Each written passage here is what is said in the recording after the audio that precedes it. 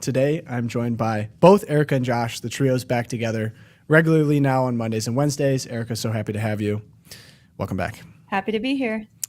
Apologies for our tardiness. We're dealing with some tech issues. Someone really does not want Erica to be on the show. I was kind of joking that we could just make Erica a regular special surprise guest, 15 minutes in, her tech starts working. We'll just get it rolling. But for today's episode, she's a little bit of a specialist. We're talking about the birth rate. And we might now be a part of the new far right, according to Politico, so now people that believe that the rights come from God and have kids are now on the far right. So welcome to anyone who believes those two things. Thank you. Glad to know. But the academic part of this that really started the conversation was we are seeing historically low birth rates across the board. And so that later comes from some of the solutions that people have, maybe not killing your children, not being on birth control, not mutilating people might help. They're concerned about our solution to it is having children, which is scary to some people. But just going over the raw numbers here before we get into it, CNN reported Thursday that according to the National Center for Health Statistics, there were about 3.6 million babies born in 2023, or 54.4 live births for every 1,000 females every ages 15 to 44.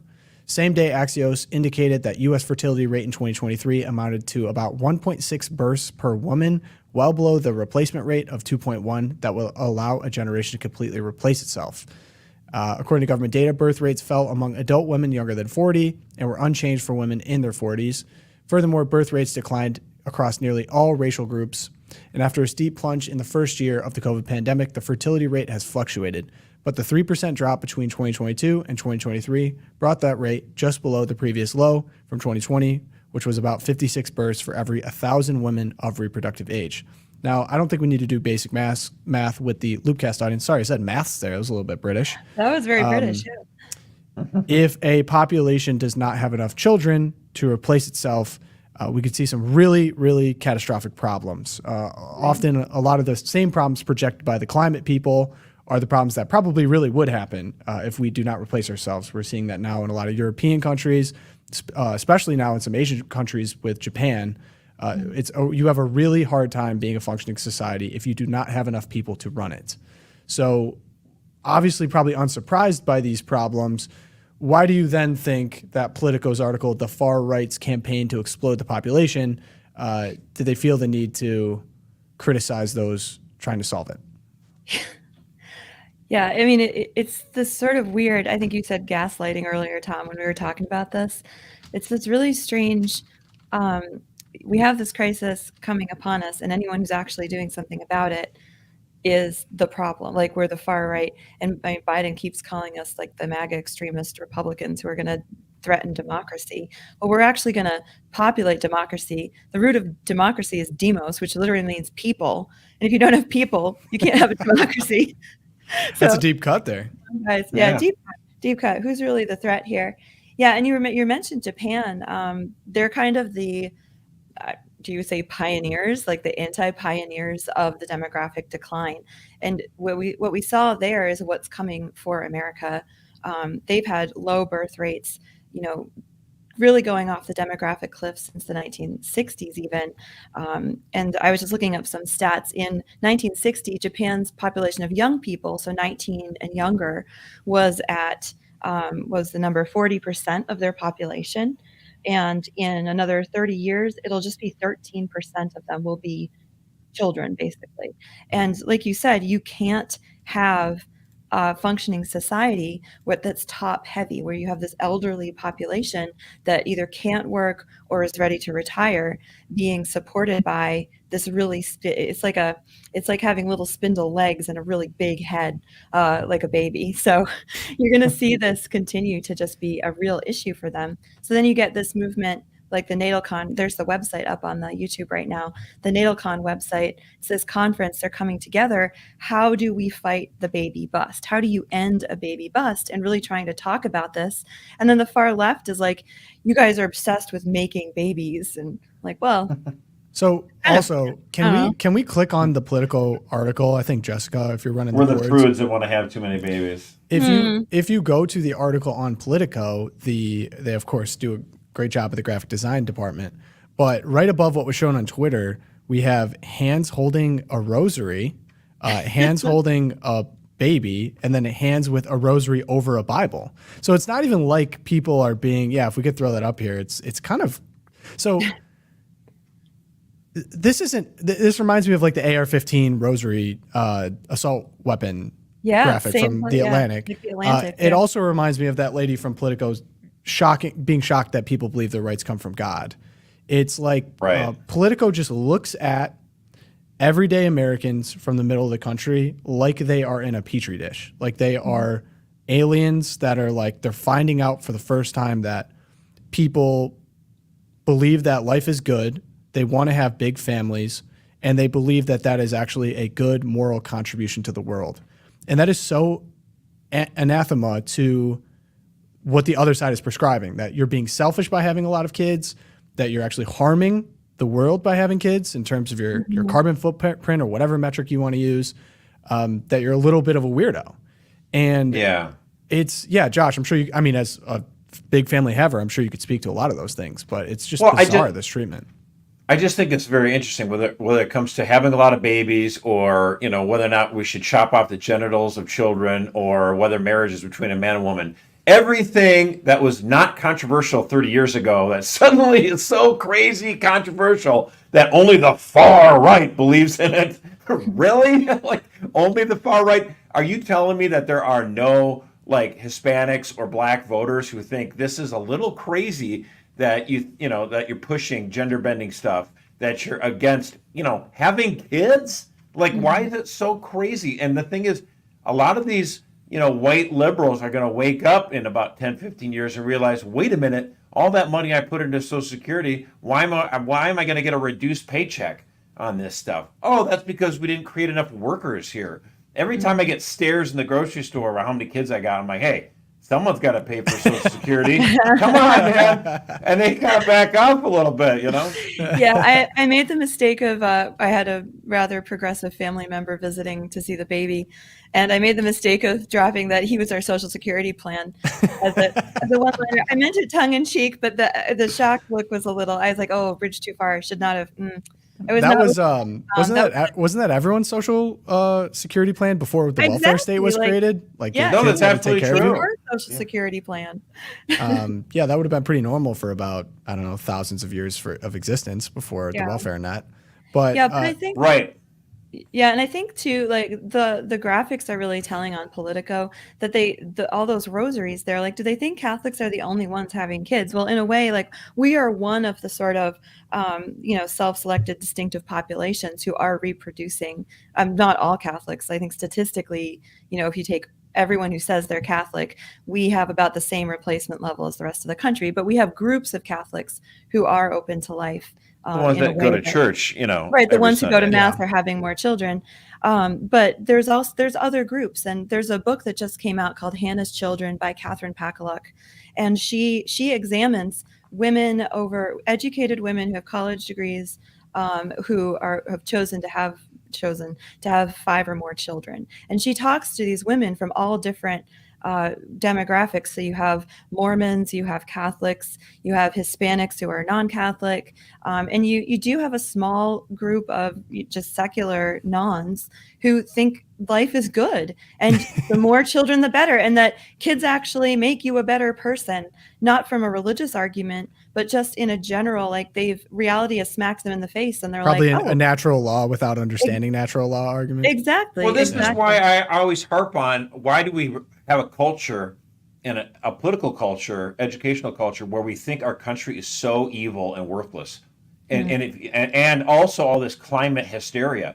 Then you got people thinking, well, maybe I shouldn't bring a child into this world. Our country's racist and evil, and the planet is on fire. Why should I bring a kid into this world? So that's why I'm saying, like, all those lies are bad, because people are going to not have kids, or they justify not having kids. It's like, kids are a blessing. Mother Teresa said, how can there be too many children? That's like saying there's too many flowers. Like, this is what having more children is the answer to all of our problems. Yeah. So the article covers what he experienced, the NatalCon conference. It's basically a conference of people that believe that we need to have more children. And it's so funny reading this article, because so much of it was kind of like no duh to me, because like I live in the petri dish that he's observing. But Some of the quotes that I found. He's going So- to the zoo. Who are these creatures? I've never seen them before. Exactly. I'm like, that's kind of my lifestyle. But so behind the scenes at the first NATO conference, where a motley alliance is throwing out the idea of winning converts to their cause and trying to make their own instead. So at first glance, the conference might look like something new, a case for having kids that is rooted in a critique of the market-driven forces that shape our lives and the shifts that have made our culture less family-oriented. Seems legit so far. So then he eventually gets down to, this conference suggests there's a simple way around the problem of majority rule. Breeding a new majority, one that looks and sounds just like them. So we got from... I I'm like okay it. with that. More Mercers, more Pogos, more Ahern's. Like, What let's is do Yeah, it. I mean, Why people did he who say don't it like, so menacingly? advocate child murder or child genital mutilation, don't have porno books in schools. That sounds like a good majority. Yeah, and he's like, he basically is making the argument that because people are accurately describing the problem, that people of a certain ideology and political bend are not reproducing, therefore their ideology will not continue, are now somehow like in a menacing conspiracy to replace all those people by aggressively having more children is just anyone that has kids. That is the most insane suggestion of all time. Now, It may wait be a minute, true, Tom. but Tom, what? Are you saying that this guy sounds paranoid? Yeah, a little bit. Well, you know what? Just because he's paranoid doesn't mean he's wrong. No, right. We're coming to get you, baby. The future belongs to the fertile. It's true. This is all true, but he's saying it in such a menacing way. Like he's somehow trying to scare people that this is kind of the reality going on, but like it is the reality going wrong. Yeah. But is he trying to scare the other side into having kids again? But what is the end goal here other I than would hope so. I smearing think and maligning people of good faith that just want to have kids? Like if I don't know, I mean, true communists, I guess I don't want them having kids, but like kind of average liberal in the suburbs having more kids, that might actually change their, mentality a little bit. If they're not too, lockstep commie, they might actually kind of change things. Having a few more munchkins around the house might chill them out a little bit and make them understand the way life really works. So I want them to, I want more babies in this world. Sad anecdotal evidence, people, it's kind of a fun thing like Catholic moms throw around, like, what's the nastiest slur you've ever gotten for bringing all your 6 kids to the grocery store and like all. But for me, my experience has been when I show up at a playground or a grocery store or, just out with multiple children, the primary response that I get from women my age is, I wish I could have had one more. I wish I could have had another one. I do think like I would love for progressive women to enjoy having more children because it is a good thing to do for your life. And if you're able, obviously there are people who can't, but I'm with Josh, like more babies, the better. I want to hear something really beautiful. So, because I know this to be true, and I think we often on the podcast, because we're debating these ideas and we see the slurs, like we often talk about the negatives. But if I could ask then on a very personal level, Erica or Josh, like we all implicitly understand that having children is good and good for you and good for the soul. But if you could describe it in words, like what is that good that you're describing for people that maybe haven't experienced it or just want to hear something beautiful? So Jan asked in the comments, how many children do y'all have? I have 8 children, 1 in heaven, 7 here with me. And I think for me, the great joy of having children, and I wasn't a babysitter growing up. I didn't have many younger siblings who I really knew young children very well. So having children for me, I think that the most challenging part is losing yourself, and the most rewarding part is you lose yourself, and the freedom of losing yourself to care for these human beings. It just awakens you to this wonder. And I would say the second part is being with the kids and encountering the world for the first time, watching them learn something for the first time. And it's contagious, and you kind of get to enjoy it again, everything again for the first time. And there's a great line in G.K. Chesterton where he says that the mark of a mature man isn't that he understands everything and he can explain the universe, but that every time the sun comes up, he says, again, because God himself designed the universe, and he wants to see the sun come up again and again, and you're never bored. So I tell people when they're like, wow, you have your hands full, I always respond, yeah, we're never bored, because Yeah, things totally. happen again and again for the first time, and it's great. You know what I love to say too? The thing I always get, I have 6 kids, and when people see me with my 6 kids, especially when I'm solo in Walmart, because a lot of men would be like, "What are you doing? Like, how?" Josh, you're like Josh being a saint." Walmart guy is the least surprising thing you've ever said. No, that I would go to Walmart with 6 of my kids without my wife. They're like, "Who is this superhero with no Yeah. cape?" And I'm like, "It's okay, you know, I can handle it." But usually, what they say, people will say, they come up to my wife or I, and they say, "Oh my gosh, you guys, that's amazing. I could never do it. I have my hands full with Yeah. 2." And I'm like, "What do you mean All you the could never time. do it?" They're like, "You guys seem to have everything all worked out." I'm like, "Have you been to my house?" "No, we have not got everything worked out." No, the whole point is you can't do this, right? You can't do that. I can't do this. Well, you know what? Work together. And, you know, it's, I mean, you know, you sacrifice, Maybe that's the point, you make right? things happen. I mean, like the idea that I could somehow just do this all, I mean, not really. I mean, I have friends, and my wife and I work together as a team, and we pray and we get it done. I mean, like this, I want to strike back against the notion that you can't do it. And I think again, it gets back to my interview with Tim Carney about like family unfriendly. I think because we've got it set up that parents, a lot of Gen X parents grew up when, oh gosh, hey, microwave dinner, whatever, and you'll deal with it, moms were never home, and we just kind of fend for ourselves like a bunch of feral animals. And it's like, well, we don't want that for our kids, so we're going to become like helicopter parents. It's like, you know what? Maybe right in the middle would be just fine, actually. Yeah. Don't be totally psycho, and don't feel like you have to take it all by yourself. And again, come up with those areas or times where families can bring all their kids into some social event like that. This is what parishes should do. They should have more events where families can just go and not have to worry, and the moms aren't planning stuff. It's just like, bring your own food, let the kids run around in the playground, crack open a few beers, and relax. We need more of that. Something that Todd and I have tried to do over the years that, as we got older, had older children growing up, we have been able to just once a month, we call it Second Sunday, we just open up our house and our property which is an acre. I don't want to sound like we have property, but you just open up and just have a potluck. And like, there's no planning. Like the teens have to come up with their own games. We've got the little kids just go down. We go to the basement, put them with some toys down there. Go to the basement. I've heard that phrase so many times. And the parents just go to the basement, and the parents just sit around, and we have some beers. We have, the potluck going, and just that time where adults can be together. The kids are in a safe place and safe-ish place, and just to not be afraid to open up your home in that way if your parish won't do it.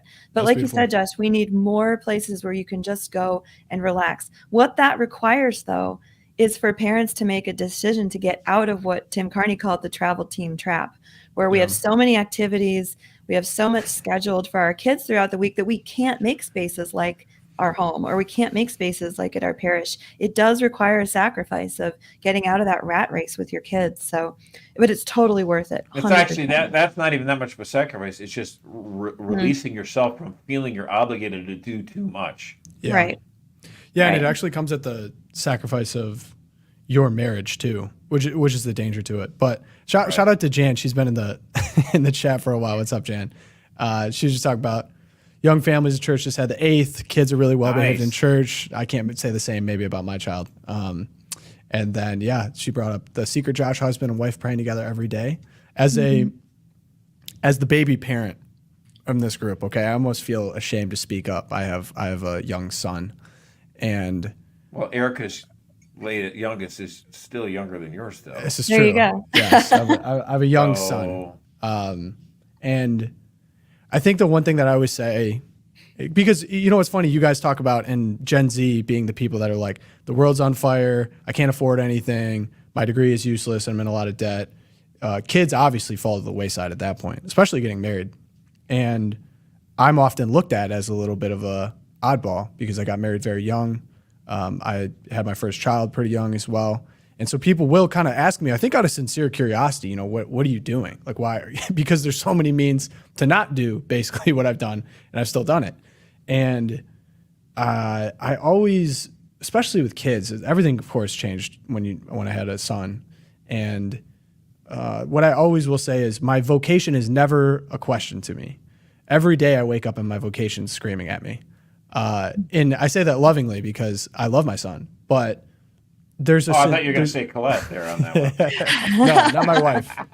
But there's a real peace that comes with knowing that every day I wake up and my purpose is staring me in the face. I never have to float through life wondering what I should be doing or what I should be doing with my life. Am I doing anything worthwhile? Like being married, serving my wife, and raising my son fill me with such a profound sense of purpose to the point where I don't even really know what I'd be like or who I would be like if that wasn't there. And instead of thinking about all the what ifs of what could, because I know some people think like, grass is green or whatever. Like I enjoy that and appreciate that so much. It just animates so much of my life. Just like, and I fail at it all the time, of course, but like being able to get back up every morning and trying to do better and being filled with that sense of purpose is truly an amazing part of my life. And I'd recommend to anyone who is looking for that purpose or maybe like dating or in that young point, like the best thing that I ever did was I married someone that I knew would be a good wife. I dated someone I knew would be a good wife because your child hopefully will spend the most amount of time with that woman. And so therefore they're going to be, this all seems very elementary and it is, but like they will be like that woman you marry and have kids with. And like, I just thank God every day, like that I married such a good woman that my son will grow up to be like. And back to the prayer point too, and I'm actually embarrassed. I can continually do a better job with this, but I think recently we've been doing pretty good. Like we put our son down every night and we all get to pray together over his crib. And that just kind of started happening. I guess I didn't think about beforehand having a kid of that being like what happens. And he's starting to learn how to say amen, which is hilarious. And he folds his hands, of course. But I've just it's such a cool moment every night, like just praying over the crib. You see the crucifix on the wall and just simple prayers, nothing crazy. And just like placing my family under the protection of God. And then trying to then follow that up, of course, with my wife and I, like going to bed, like praying together again. And it'd be so hard. It's interesting seeing the movements now to like have more kids that are not religious affiliated, because I do see from a purely practical, pragmatic standpoint, like we need to replace what's going on here. But I'm not having kids so that they can be the next cog in the machine, that they can keep the GDP humming and that we can continue. Like I'm raising kids to get to heaven. I'm raising my family to get to heaven. And like, if you have kids, you have that profound experience, and like, it's a scary responsibility at some points, but it also is a really exciting possibility. So having kids and then also having the Catholic understanding, like, what are we doing here? Like, what is the point of this? This isn't just to like, so they can go be the next D1 athlete or whatever. Like, I'm trying to get my family to heaven. Yeah. If you can't experience that, I highly recommend from a young kid, Yeah. old, doesn't matter. That's the purpose. That's why we're here.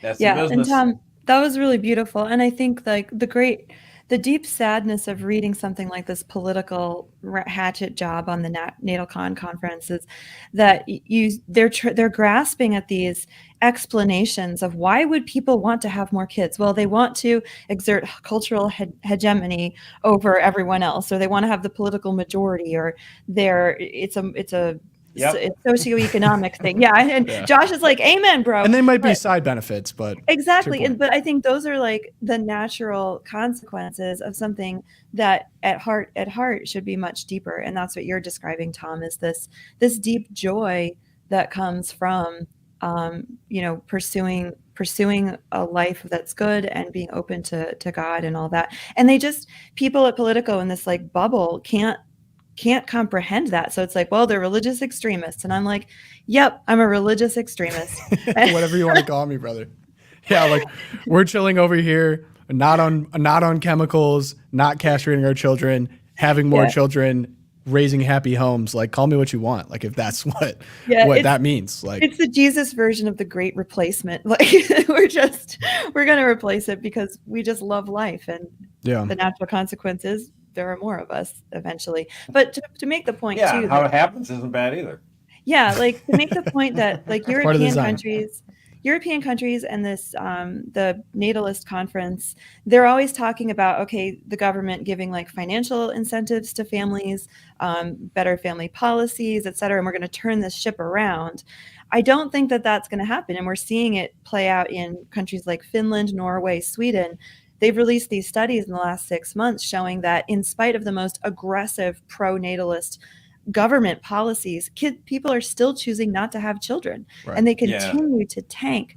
And so I think what we're describing here is this really radical cultural shift that will have to happen to turn the baby bust around. Policy alone won't get the job done. For sure. It's Exactly. It's a conversion of heart to be more like Pogo and Colette and less like Elon Musk, probably, who's a little more pragmatic in his approach too.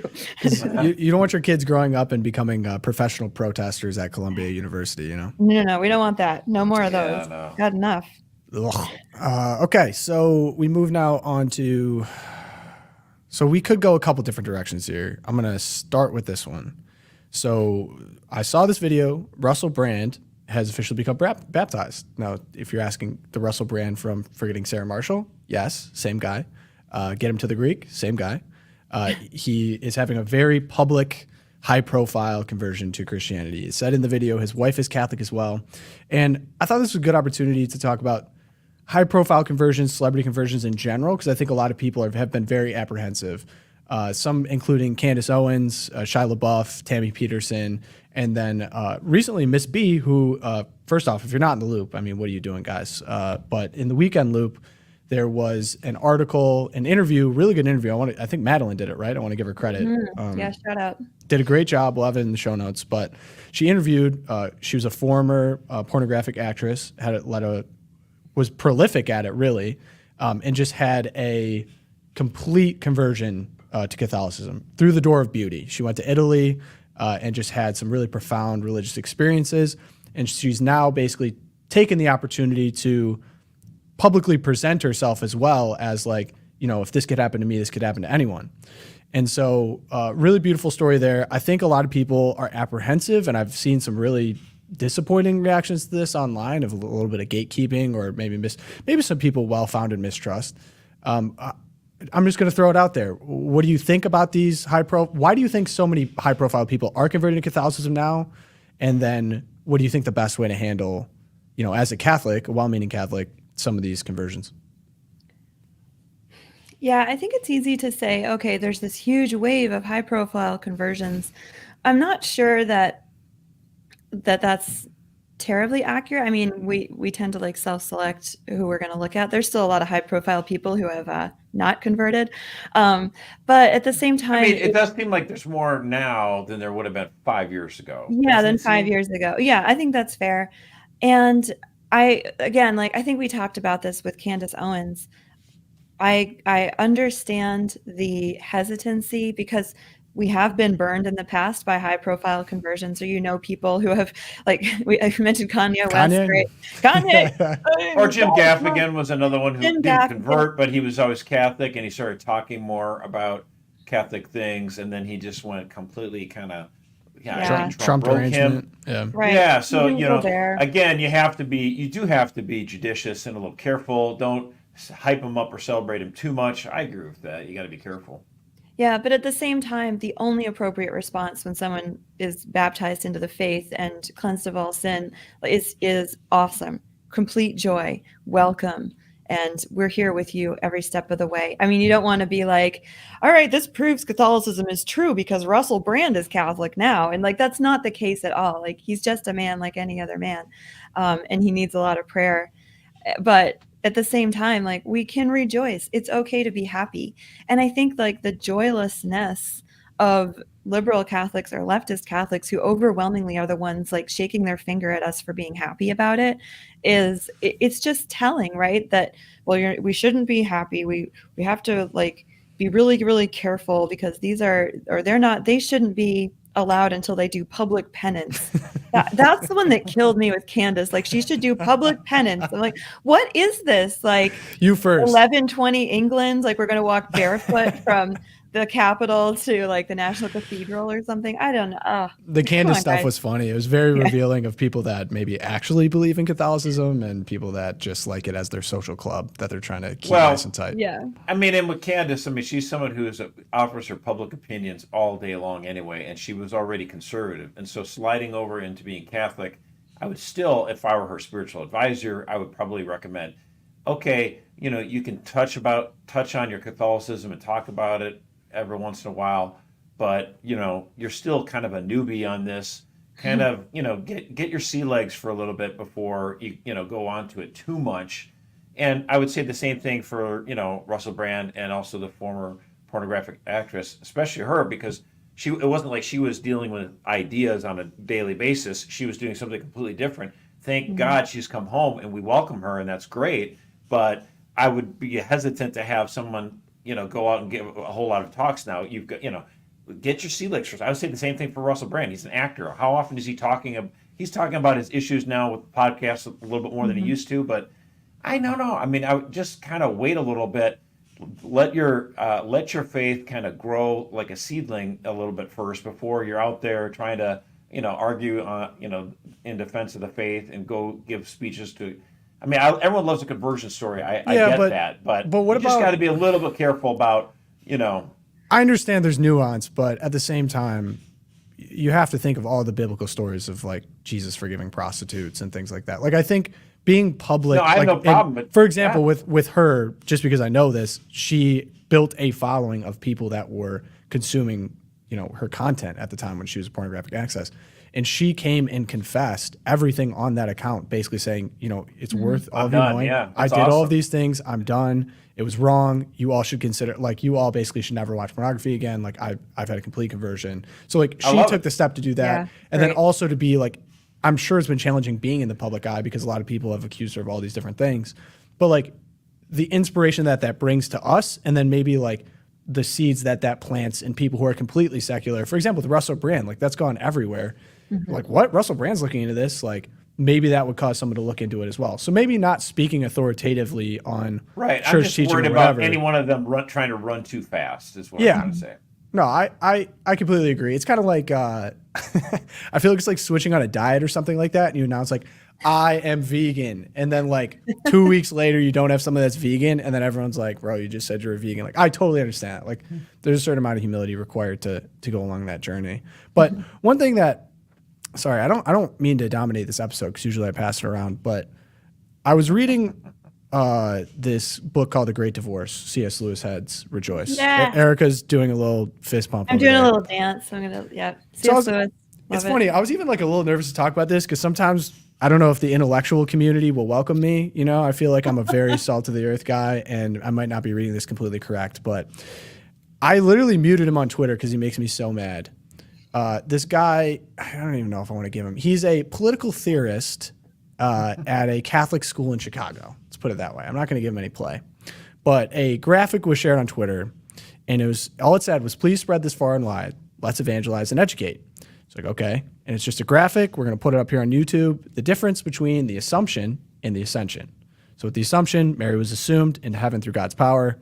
The Ascension, Jesus Christ ascended into heaven by his own power, which fair to bring this up because, you know, Protestants have a big problem with this and maybe people are confused about Catholicism. And so this guy was just trying to do a nice thing on a Sunday. Yeah. And he did so- a solid. That's good. It is. Political theorist, the difference between evangelization and rote memorization of obscure theological factoids unrelated to living a Christian life would be better to spread far and wide. Winning Catholic Jeopardy won't bring back the reign of God. Oh my gosh. I was so I muted him because I'm like, this guy just makes me so mad. He's like a professional troll. And I was like, how could one be at a Catholic school, claim to be Catholic, and seemingly hate everything about being Catholic, including its own dogma, including its own teaching? And so I'm reading The Great Divorce humbly, and to my understanding so far, and Erica's, fortunately we got Erica here to keep me in, on the tracks here. You're on there, Tom. You're good. So it's about this guy on a bus, and the bus is going from hell to heaven, and they're encountering people along the way on this journey to heaven, and you're kind of realizing some of the sins that have kept them from heaven along the way through these conversations. And the meeting with the Episcopal ghost was the one that really stuck out, and I just feel like it applied really well to the situation. So he was speaking about his honest opinions. Basically, he, I think, might have even been a pastor, but he'd given a sermon at a point. His sin was apostasy. He was an Episcopal preacher, and he said, quote, "There were not only, about his opinions, they were not only honest, but heroic. I asserted them fearlessly. When the doctrine of the resurrection ceased to commend itself to critical faculties, which God had given me, I openly rejected it. I preached my famous sermon. I defied the whole chapter. I took every risk." Basically, he became rich and famous, well known about this. And maybe it was the resurrection thing that connected this for me. And so he's asked by a man talking to him and said, "You have seen hell. You were in sight of heaven. Will you even now repent and believe?" And so he responds, "But my dear boy, I believe already. We may not be perfectly agreed, but you have completely misjudged me if you do not realize that my religion is very real and very precious thing to me."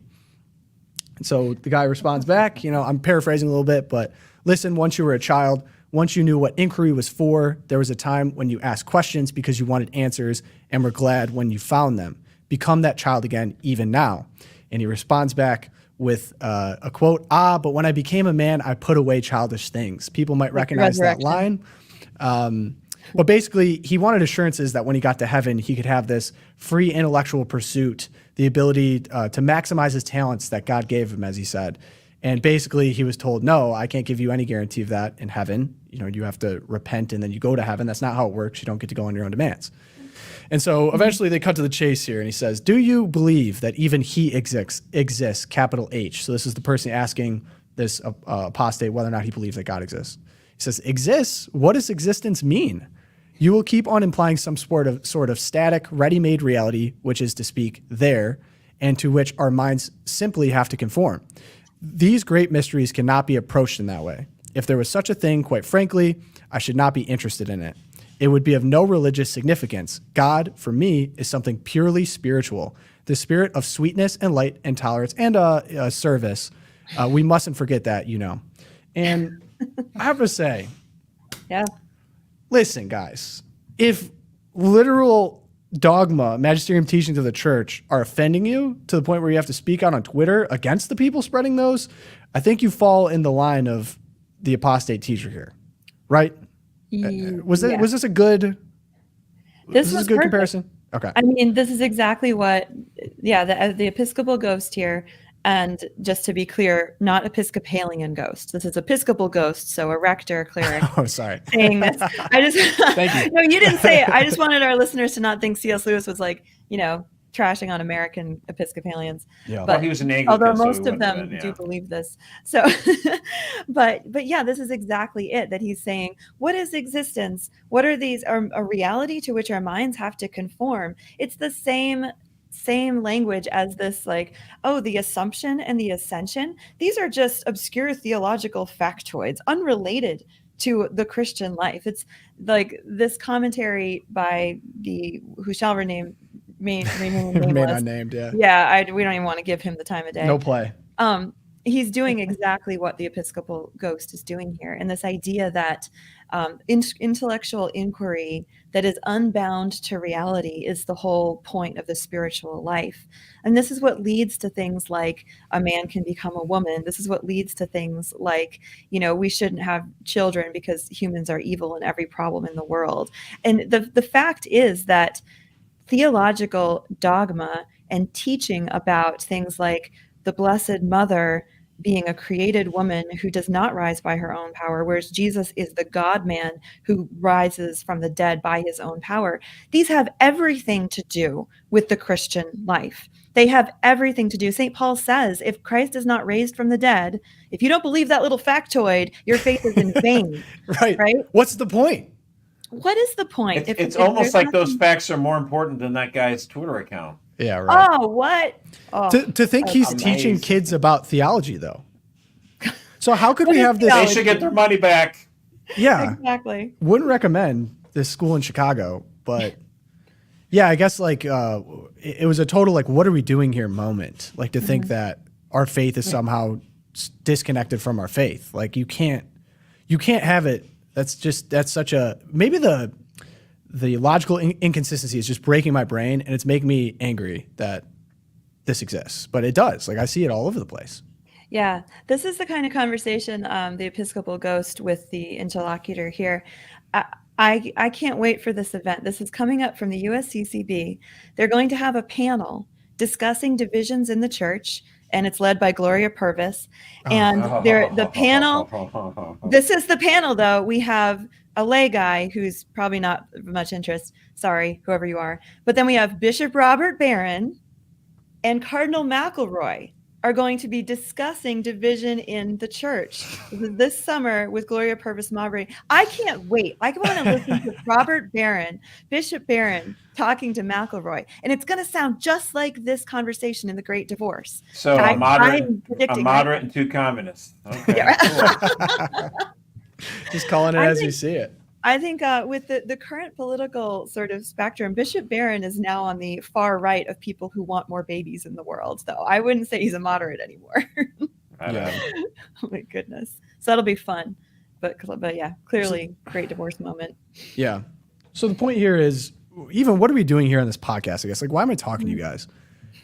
Like, we're not talking to like get, and there was actually a line, not to be too explicit, about like, basically what that guy was doing is like as masturbation is to intimacy. Like, we're not just here to like, enjoy our intellect, go over these different, like, we're here to discover the truth as been revealed to us by Jesus Christ in Revelation, and then like finding the best way to apply that to society in an effective and meaningful manner, right? Whether that's talking about like building a culture of life where people can have more kids, or welcoming in new converts, or like abortion policy. Like, even when we talk about that, like, we're not in it for like the grift game so that Josh, Erica, and I go around and like get book deals and get to talk to people, make money, and like, be well known. Like, wait, maybe that's what that? bothers. No, I guess none of us are important. Well, speaking of, there's a book coming out that I think is very much worth reading, and we can plug, but maybe that's what bothers me. It's so against everything that I feel like we're doing here. Like, if we're not making change, and if we're not inspiring people, we're not making concrete, like, that's why we encourage people to vote. That's why we encourage people to make changes in the local community, run for the school board. Like, then what are we doing? Shut it down. Maybe that's what bothers me. I don't know. But we can plug the book now, because I think the book's going to be phenomenal. That's why I abandoned the PhD in philosophy. I'm like, this isn't doing anyone any good for me to write like a 70-page dissertation on, Pascal's wager. Like, let's actually get out there and like start some classical schools, and let's get out there and like work for Catholic Vote and do something that will actually change lives. Start some families. Have like 1 million kids. Yeah. I love it. So let's talk about the book briefly, though. We got to give it a plug here. Erica, you spent a lot of time on it. Josh, you spent a lot of time on it. What are we looking at here? What's the book called? When can we expect it? What's it going to be about? Yeah, it's called For God, Country, and Sanity. Great title. How Catholics Can Save America. And it's a collection of essays by just some of the most exciting Catholic thinkers that are out there right now. Today, we've got Brian Birch, Peter Wolfgang, who's been a guest on this podcast, Tom McCluskey, who you all got to meet while I was on the maternity leave tour. Tinfoil Tom, as he's known. Tinfoil Tom, yeah, he's in there. And we tried to gather people who would to talk about the issues that are most at play in this election cycle. But it also, this is going to be an evergreen book, because it's not just for the Trump, the Catholics for Trump campaign. This is for anyone who wants to have an understanding of how we got where we are today as a country, and where we can go from here, and what can Catholics bring to the table that is unique. So we've got chapters on education from Jeremy Tate, who the founder of the CLT, really great thinker. We have a chapter on family policy by Ivana Greco, who has worked for the EPPC and other policy centers. We've got, who else do we have? Carrie Grass talks about the women's vote from a Catholic perspective. Very interesting chapter. So a lot of great material in here. And then the final chapter. Oh yeah, what else? Well, I mean, a shout out also to former Congressman Tim Hulskamp, who is with us at Catholic Vote. He wrote a great chapter on immigration that I encourage everyone to read. Yeah, really awesome. So can people pre-order it now? Yes, get on there and pre-order now. So don't wait. Do we have the link? What's the link? Oh gosh, here we go. We'll have to drop go to that. Go to CatholicVote.org and just click on the store or shop button on our webpage. You can get right there to it. Okay, we'll have that in the description as well. And yeah, looking forward. Hopefully going to have it behind me on that shelf. Really excited to read it myself. I have not. And then final plug here. I promised this. So someone wrote in to the Loop, and I thought that was good reason why we're doing all of this as well. So the quote is, I absolutely love reading the Loop every morning. In a world where we are inundated with leftist liberal agendas, it is so refreshing to read that we faithful Catholics are not alone. It feels that everyone around me subscribes to the same liberal agenda, and it can feel very lonely fighting the battle for good. My daily dose of the Loop helps me feel less alone and reminds me that there are others fighting in the fight. I'm so grateful for this email. Thank you, and keep up the great, inspiring work. Aw. Well, we love it when Janet sends in an email. Yeah, thanks, Hey, Tom. Thank you. Mom. Yeah, She nailed that one. Yeah, But it so is true though. Like you could feel like you're surrounded by a bunch of people who are just kind of crazy or whatever. And we hope that the articles in the Loop are provide enough truth that you can send them along, and it's not like a frying pan hitting your friend in the face, but it can just try to maybe start the conversation. Hey, did you see this?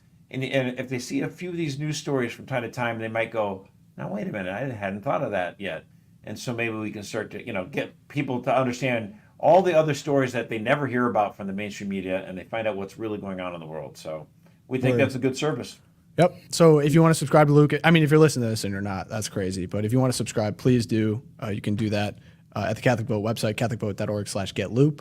We'll leave that link in their description as well. So we move on to the Twilight Zone now. I think, Erica, you got yours locked and loaded. Do you want to go?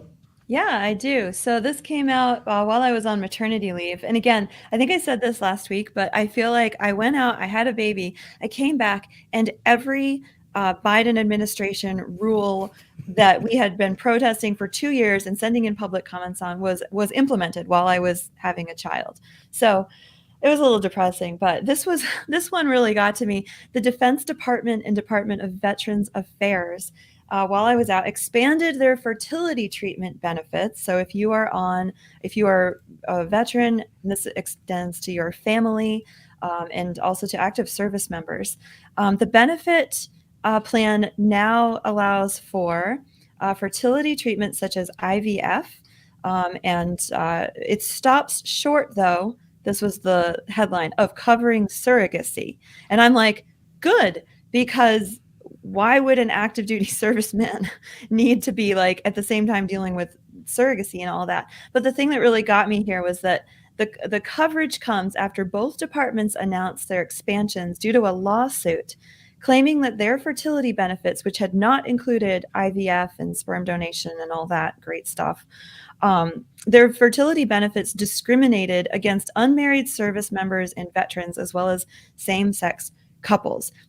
And to me, saying that because you won't pay for people who cannot naturally conceive children because 2 women cannot conceive a baby, surprise, news, 2 men cannot make a baby together, that because you won't help them to manufacture a child, you are somehow discriminating against them. That to me sounds like saying, well, nature is discriminating against, penguins because 2 male penguins can't fertilize a penguin egg. Like, it just makes no sense. And it is so far from reality.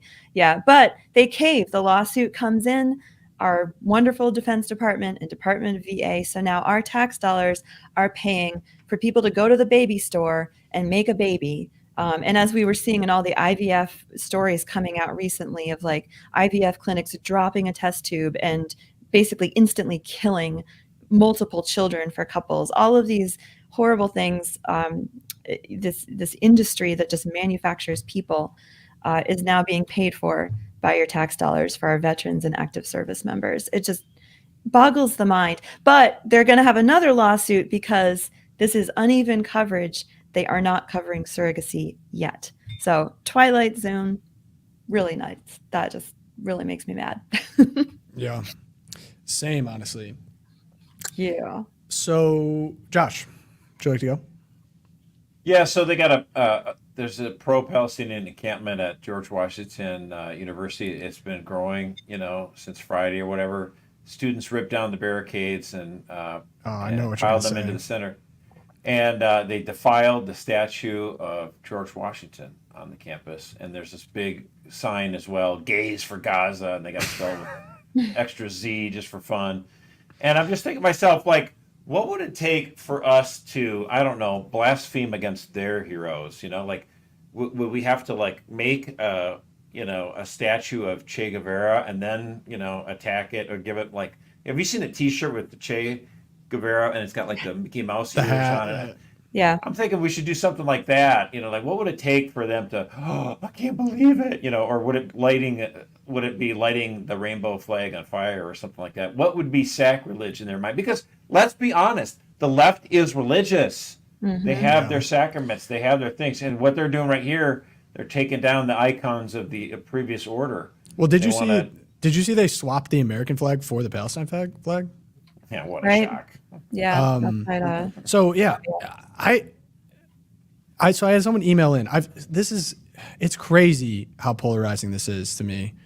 We talk a lot on this podcast, so what's polarizing? I've been the Hamas Palestine Israel conflict. Who says it's polarizing? Who? It's been polarizing in response to me. No. I mean, it's the college campuses, they're going crazy, but like amongst the American right. people.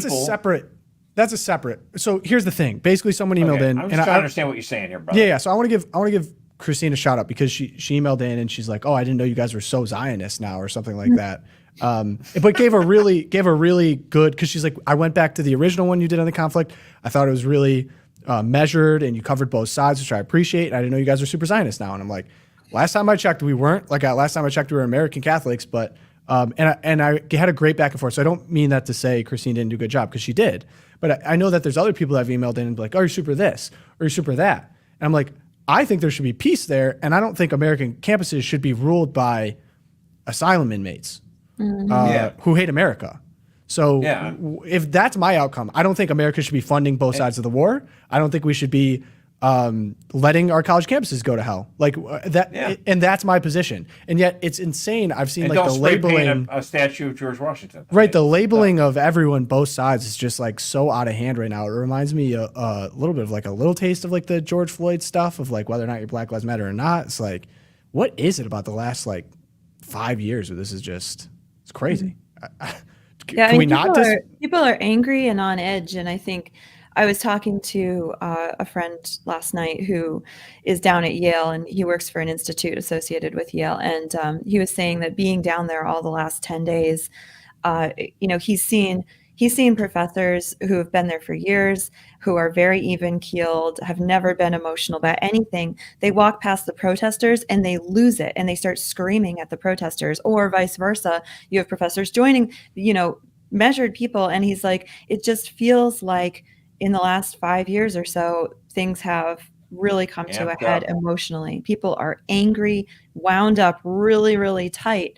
And they're having these kind of outbursts that is, again, anecdotal evidence, but he's there all the time. And it's what he saw. He actually had to hold a professor back from like attacking a protester. Part of it is that we don't see people getting so angry. Like, in the past 10, 20 years ago, if someone was really torqued about something, they would just kind of mumble it and, grouse under their breath.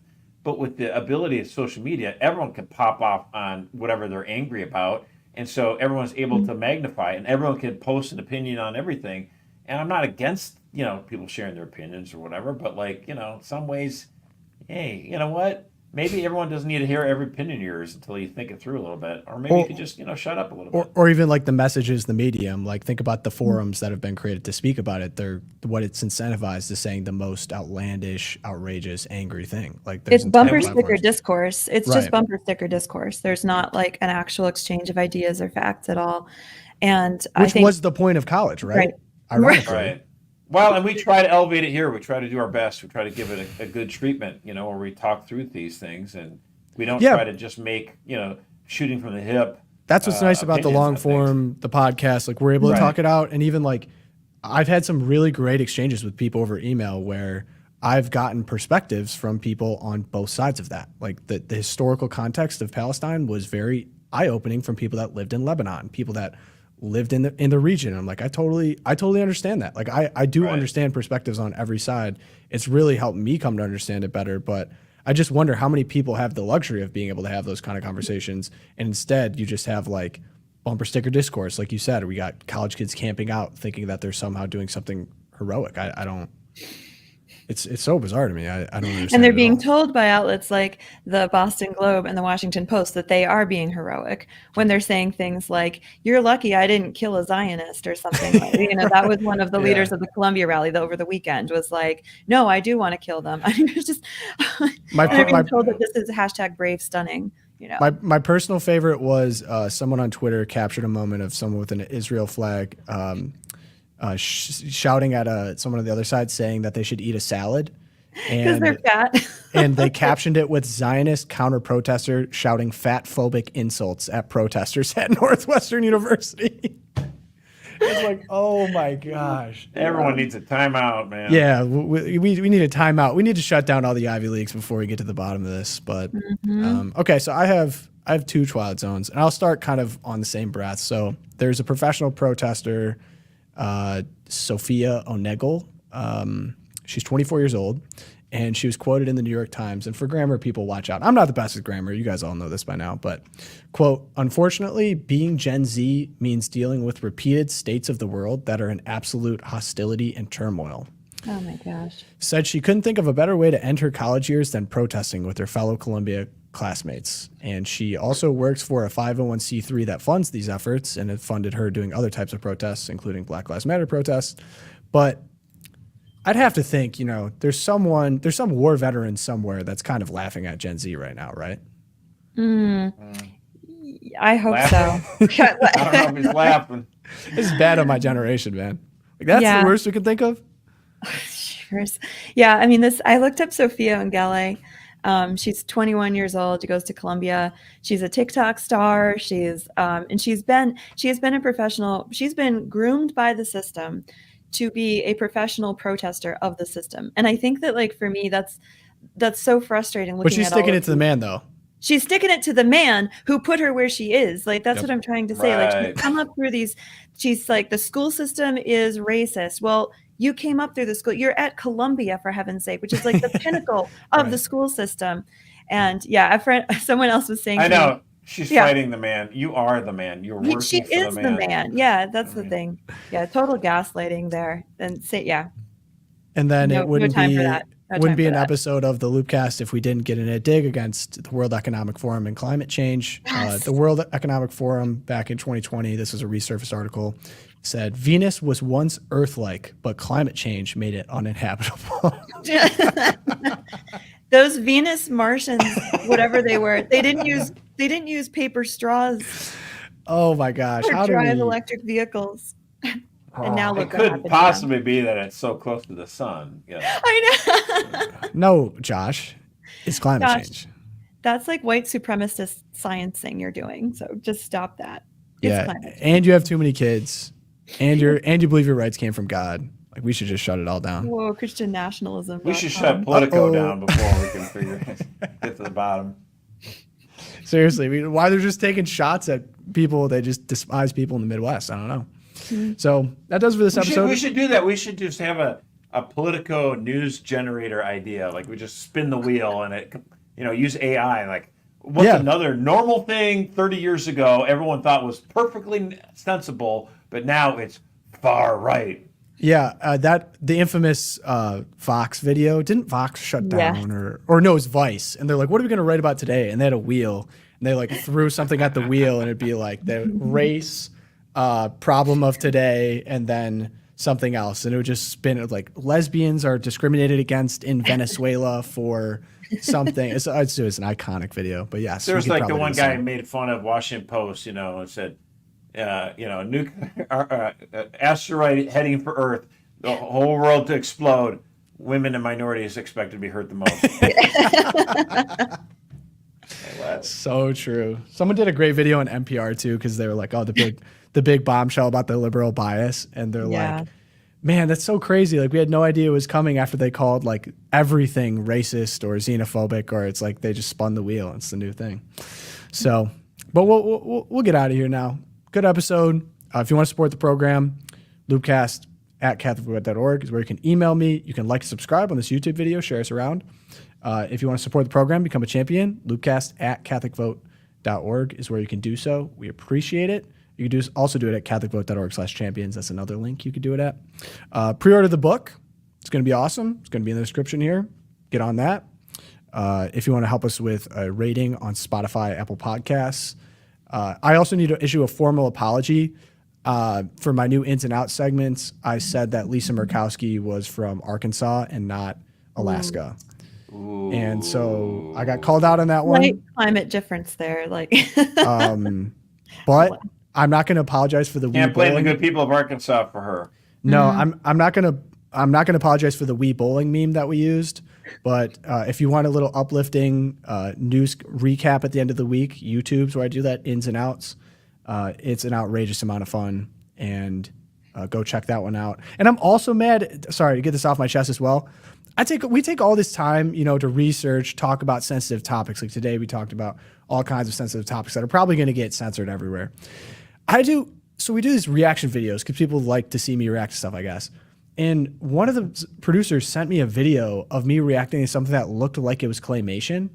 And then all I did was watch it and be surprised that it wasn't claymation, it was real. And then I said, oh, this totally reminds me of in Parks and Rec when Ben lost his job, really got into claymation, created something he thought was going to be a full movie, and it was like 3 seconds long. And then he decided his life was like over. And I make this video.